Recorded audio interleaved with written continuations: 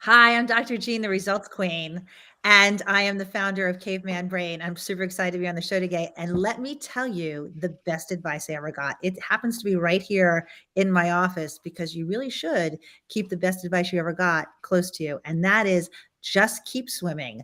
Like Dory in the movie, you just got to keep swimming and keep moving your feet forward because good things will come to you as long as you keep moving.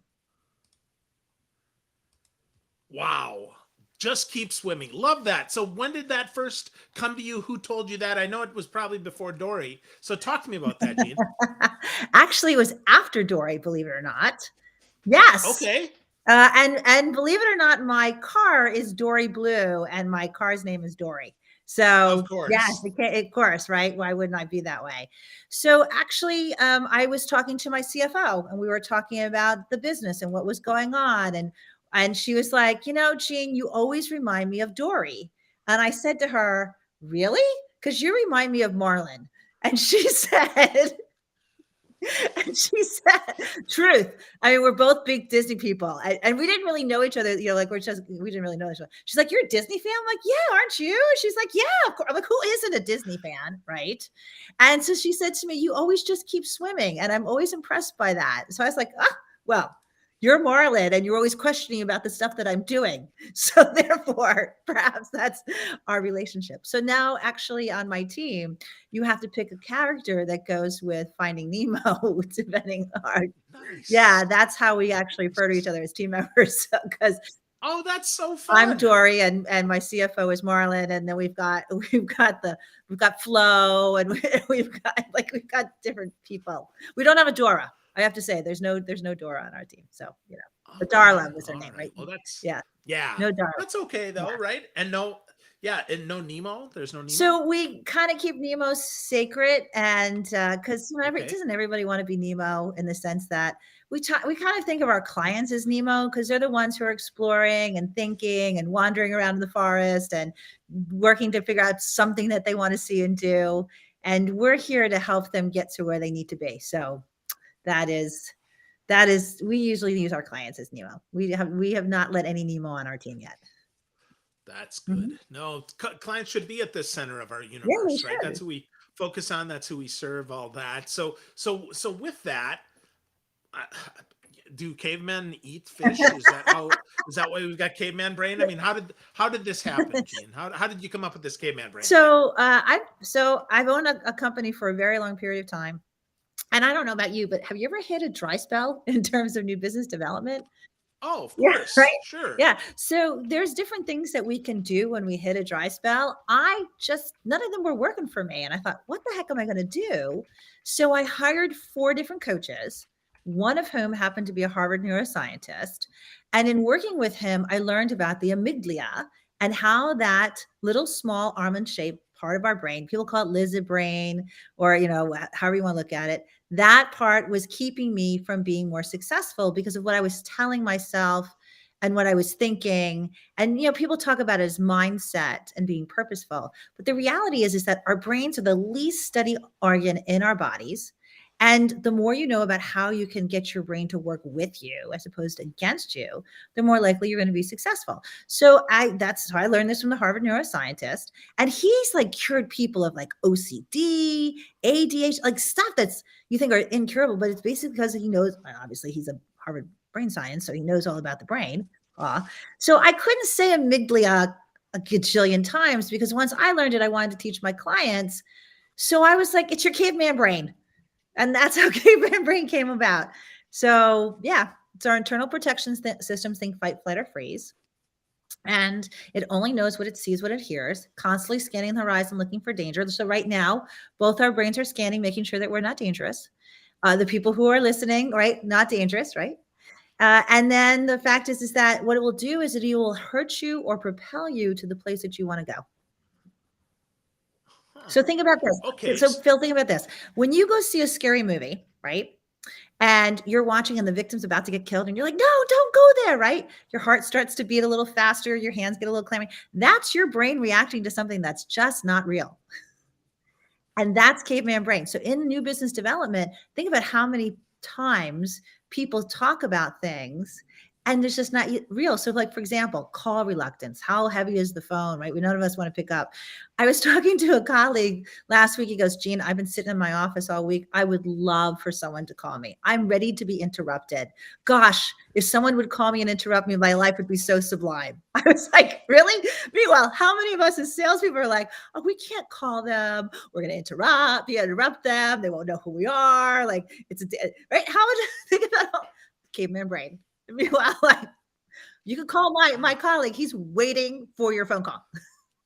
Can we put his phone number in the chat here so people have it, or how does that work? Exactly, Right. right? So yeah, free leads on the Sales Leadership Show today. Happy So to help. yeah, that's it. Yeah. So let's talk about that, right? So as it relates to sales, right? The phone weighs 1,000 pounds. People don't want to be interrupted. How do we conquer that? How do we get through that? So the first thing I have to say to you is that you're not going to die by picking up the phone and calling someone, right?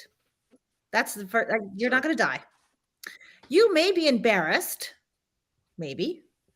You may feel, although no one really makes you feel anything. You might feel like you're interrupting somebody. The reality is that some people are really good at it because they have the mindset of, I'm here to help somebody and I need to help somebody, right? That's one mindset. I had a colleague who said to me, if you had to pay the mortgage tomorrow, what would you do today? And I think about that a lot. Like every single day when I get up as a sales girl, I'm like, I should say salesperson. I think about, if I had to pay the mortgage tomorrow, what am I going to do today? I could have used that as my advice, but hey, there you go. So then that's the second thing, right? So you're willing to do it. And the third thing I think is really like, what are you going to say? And we do something called decision tree questioning. So if I say something to you, will you say a yes, a no, or I don't know? And then what's the answers to that? So I think you have to really rehearse and feel confident. And if they say no, okay, then it's add it to your metrics. I had a colleague who knew that it took him 9 no's to get to a yes, and he used to send thank you notes to all the people who said no to him. Swear to God. I love that. Yeah, because he was like, "Thank you so much for having the courage to tell me no. I really appreciate you, and I wish you the best on your journey." And that's because he knew his metrics, and that's the other thing, right? So I Wow. yeah, it's what we tell ourselves. That's so interesting, and for so many, right? The whole I love that question though. If you had to pay the mortgage tomorrow, what would you do today?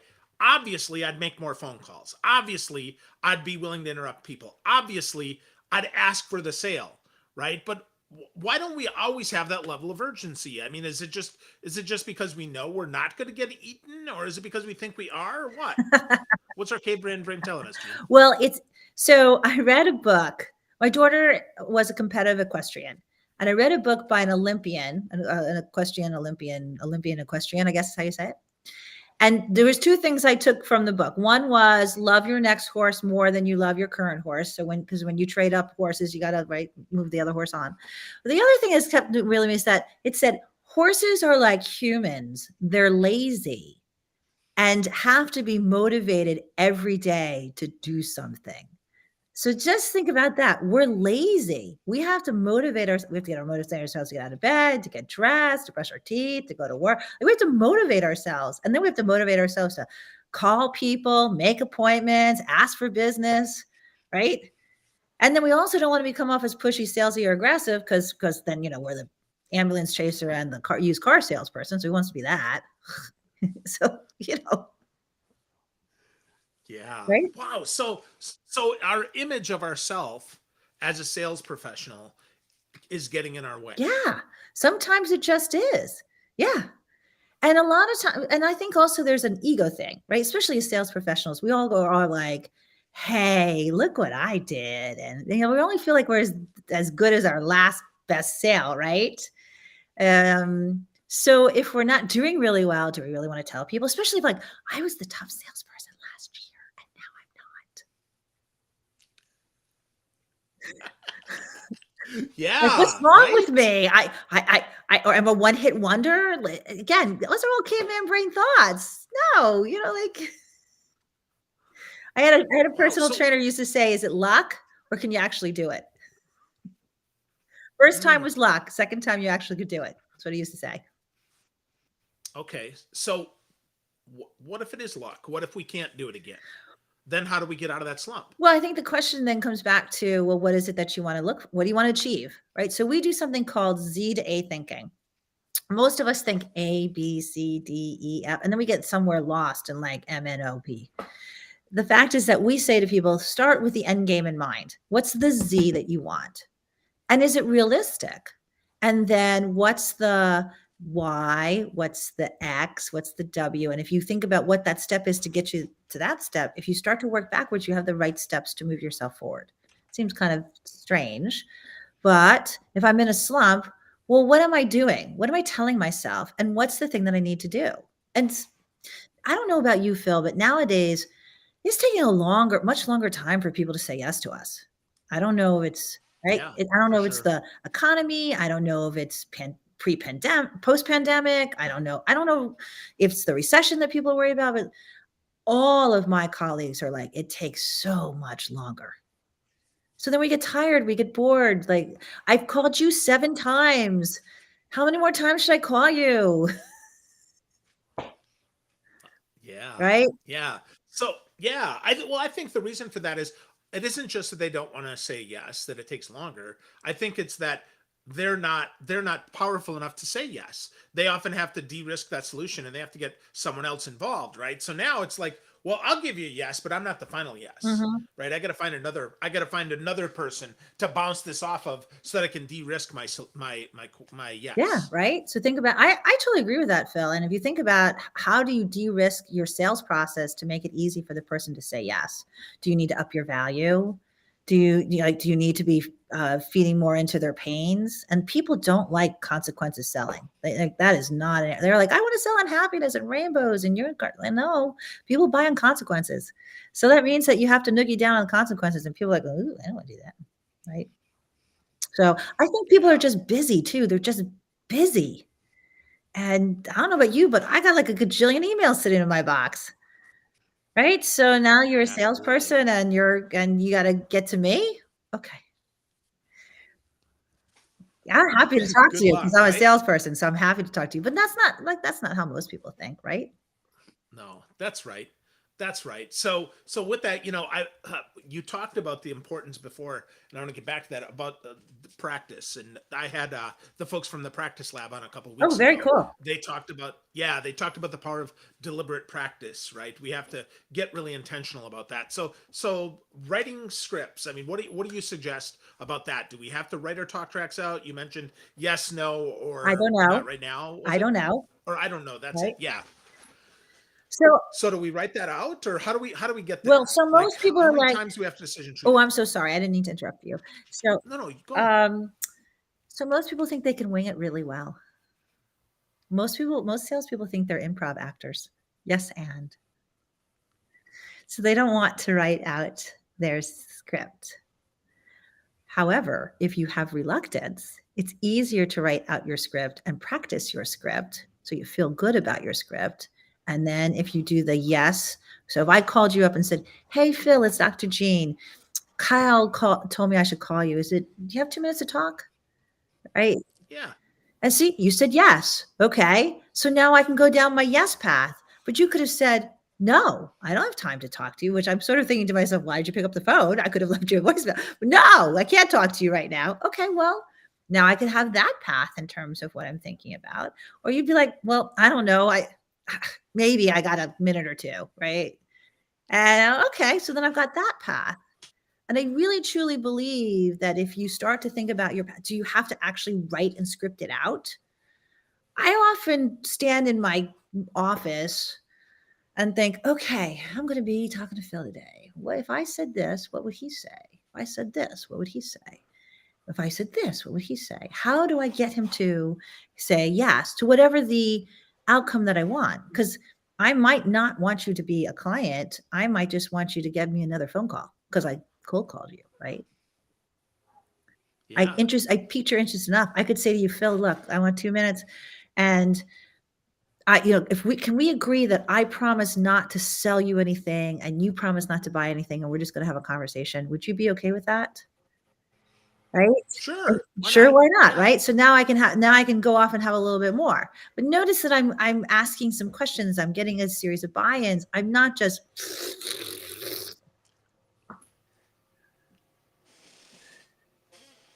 That's so funny. That's so true, though. That's so interesting because so many, to your point, if it's a cold call, yeah, the first yes is, will you talk to me?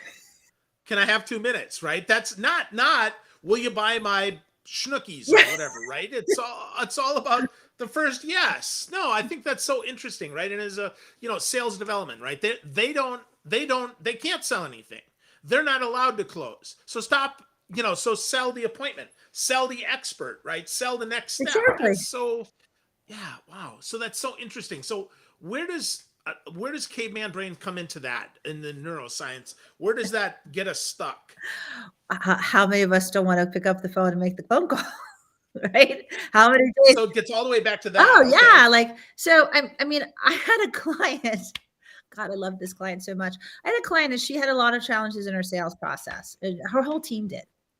And I said to her one day, I was like, "Do you ever ask for the business? Like, do you literally say, 'Hey, do you want to work with us? When would you like to get started?'" And she said, "No, we never ask." I'm like, "Well, how come?" She said, "Because they'll tell us when they're ready." And I was like, "Really? They're going to tell us when you're ready?" I said to her, "Have you ever heard of something called the facilitator buyer?" That's what we teach people to do. Like when you go to buy a suit, they say, you don't just like pick out a jacket. You get the jacket, the pants. Would you like a shirt? Would you like a tie? Right? Let me give you an outfit. Because really, what you're coming for is an outfit, not necessarily just a suit. Right? So I'm facilitating you to something that you may or may want to buy. You get to make the decision. No, no, I don't need a shirt today. Oh, okay. I don't like keep pushing you to buy the shirt. So I said to her, so if you just thought of yourself as a facilitator buyer to say like, hey, what decision would you like to make? Are you ready to get started now? Or are you thinking about starting some other time? Like what are you thinking about? And she was like, wow, I've never done that. So okay. And guess what? Within like 2 weeks, she had a ton of sales because she didn't ask. So, think about, and I'm going to say this to your audience. Think about like, what are you not doing? Are you not asking? Are you not getting? Are you not rewarding yourself enough? That's another thing that salespeople do. We don't reward enough. We're just like constant little emotion machines. And so, not what we call it celebrating success. So, success celebrations. Without having success celebrations, your brain gets tired, you burn out. We don't take enough recovery time. There's a lot of things that Caveman Brain does to prevent us from continuing on in the journey that we want to be successful in. Hmm. So those success celebrations, like what? Tell me what one of those looks like. Oh, so I worked with a large healthcare company. And when we got there, the owner wanted operation freedom. That's what she wanted. She wanted the team to run the organization, and she wanted operation freedom. Okay, so we were really doing a sales process. We were doing more strategic planning, 90-day monitoring, leadership development. We're doing more of that, which is fine. So every quarter we would show up, we would develop their 90-day plan. And at the end of the 90-day plan, they had to pick something that if they were super successful in the 90 days, what would they do? So they had dinner together. They went and saw a Broadway show. They bought watches. They had a trip. They had all different types of things. Okay. 4 years later, now we only did 90-day planning. So 4 years later, that's 16 quarters. She sold the company for $100 million. I think we came in at like she was 25 million and then she sold it for 100. And I got invited to the after party and the whole leadership team could name every single celebration that they had done for 16 quarters, everyone in vivid detail. And I don't know about you, but sometimes I can't remember what I did yesterday, much Yeah. less, Whatever one. yeah, Yeah. much less 4 years from ago on a success celebration. And that's why when you think about success celebration, you need to be able to celebrate the successes. It's based on my theory of climbing Mount Everest. So if you know anything about climbing Mount Everest, you get started at the bottom, you go to base camp 1, you go to base camp 2, you go through the death zone, which sounds sort of like sales process, right? And then you get up to the top, you literally get 5 minutes to be like, and then you have to climb back down, right? You got to go find the next mountain to climb. But they do spend 5 minutes going, how come we as sales people don't necessarily do that? Even if we just dance in the parking lot. Why don't we do that? That's a great question. Why don't we do that, Gene? Well, I think because as salespeople, we're so driven, we just think we got to got to find the next mountain because I'm only as good as my last mountain. So, however, caveman brain needs for you to celebrate successes because it needs to acknowledge that it did the right thing. Otherwise, it's constantly questioning itself, going, "Are we doing the right thing? Are we doing the right thing? Maybe we should do something different." And salespeople are always looking for like the silver bullet, right? They're always looking for like the magic pill that's going to change everything. It's going to be so much better. No, just do this. It's I we I was we graduated a class today from our program, and the last thing we teach people is what we call the peanut butter and jelly method. We said our system is peanut butter and jelly. So peanut butter and jelly is made the same way, right? You get two pieces of bread, you get peanut butter, you get jelly, you put it on, you could cut off the crust as you make it. You eat peanut butter and jelly. Once you have a really good sales process, you don't change the sales process. You don't look for new things. You just keep doing the process over and over again, like peanut butter and jelly. But we tend to get bored of eating peanut butter and jelly, and then we think we want a steak. Yeah, no. You just got to eat peanut butter and jelly. You can change the jelly. You can change the peanut butter. So you can add different new clients, like new potential clients, prospects. You add that. You add new product lines, right? You can go deeper. You do that, but you're going to constantly just eat peanut butter and jelly for the rest of your new business development life. That's so hard though. I like seafood and I like steak and I don't want to be bored. I know.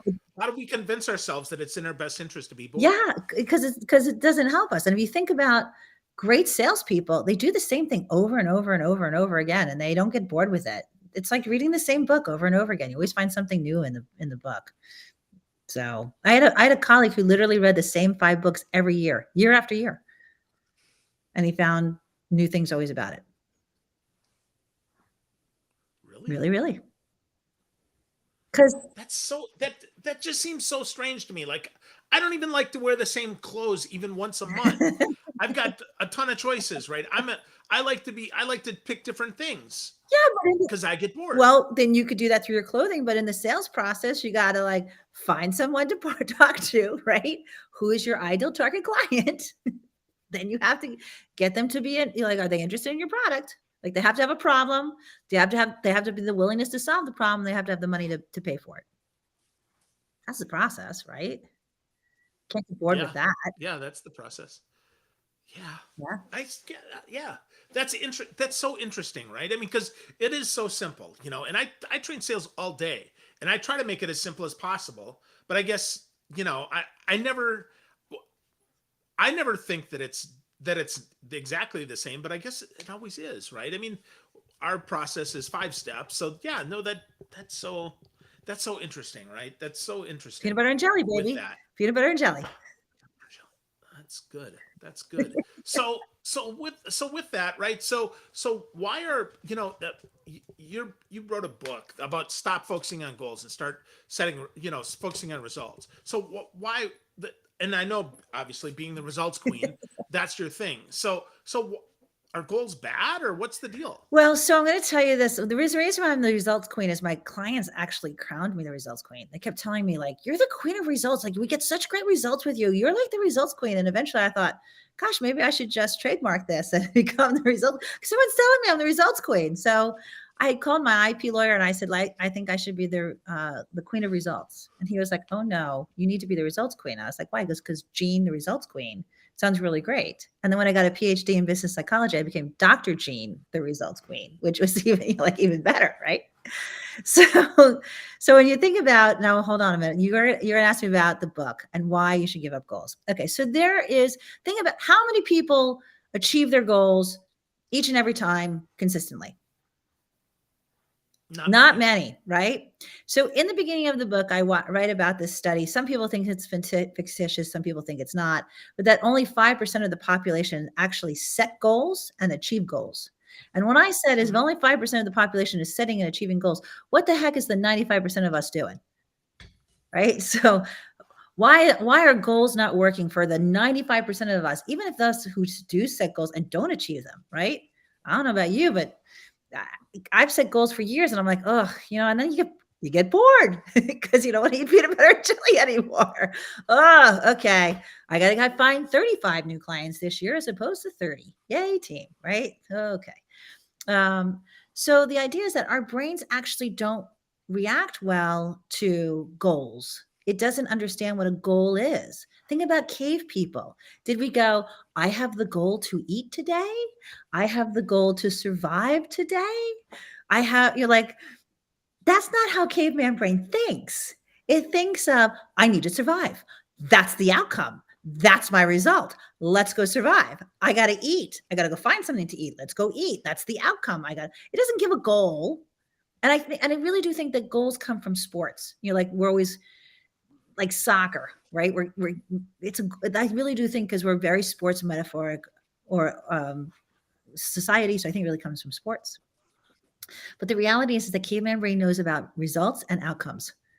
And if you start talking about results and outcomes, I swear to God, it's so weird. When I tell my clients, like, let's change these goals into results and outcomes, they always get them. They always achieve them. They always make it.